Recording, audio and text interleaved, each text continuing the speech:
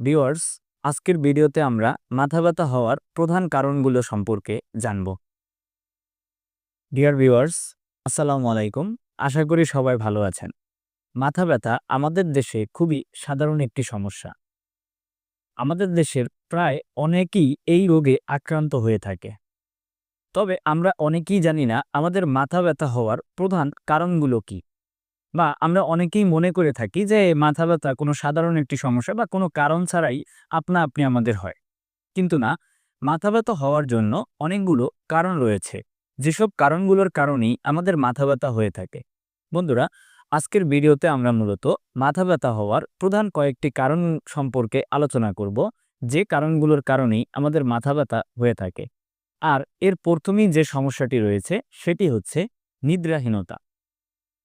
আমাদের একদিনে যে পরিমাণ ঘুমের প্রয়োজন, সেই ঘুমের পরিমাণের থেকে যদি কম হয় তাহলে আমাদের মাথা ব্যথা হতে পারে।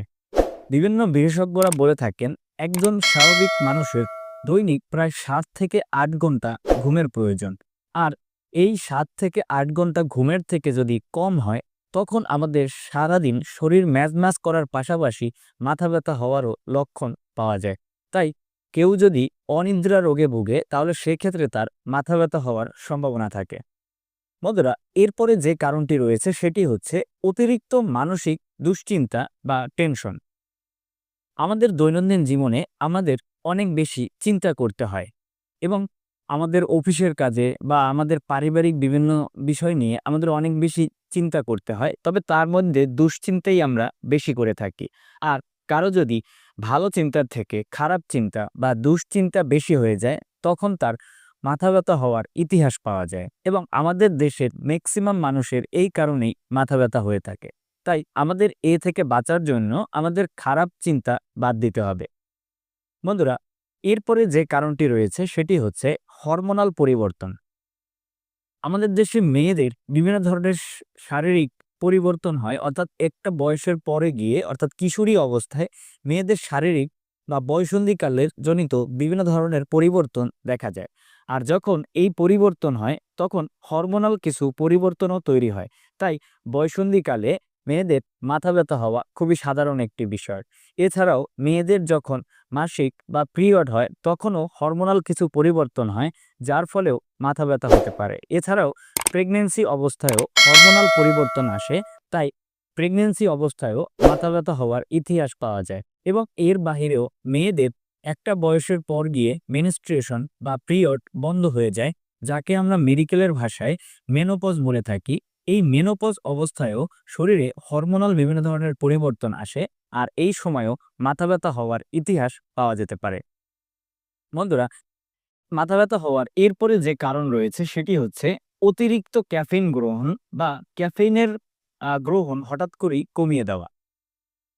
মূলত আমরা যে চা এবং কফি পান করে থাকি, এই চা এবং কফিতে থাকে ক্যাফেইন। কেউ যদি হঠাৎ করেই ক্যাফিন খাওয়া বাড়িয়ে দেয় তাহলে তার মাথা ব্যথা হতে পারে। এছাড়াও কেউ যদি হঠাৎ করেই ক্যাফিন খাওয়া বন্ধ করে দেয়, অর্থাৎ কারো একজনের কফি খাওয়ার অভ্যাস ছিল, হঠাৎ করেই সে কফি খাওয়া বন্ধ করে দিয়েছে, তাহলে সেক্ষেত্রেও মাথা ব্যথা হওয়ার লক্ষণ পাওয়া যেতে পারে বা মাথা ব্যথা হওয়ার সম্ভাবনা রয়েছে। বন্ধুরা, এরপরে যে কারণটি রয়েছে সেটি হচ্ছে মাইগ্রেন বা মাথার এক অংশের ব্যথা। আমাদের দেশে বর্তমানে বয়স্কদের তুলনায় কিশোর বা কিশোরীদেরই মাথা ব্যথা হওয়ার ইতিহাস বেশি পাওয়া যায়। আর এর অন্যতম প্রধান কারণ হচ্ছে মাইগ্রেন। আর এই মাইগ্রেন হওয়ার অন্যতম প্রধান কারণ হচ্ছে আমাদের মোবাইল বা ল্যাপটপ বা কম্পিউটারের দিকে সারাদিন তাকিয়ে থাকা।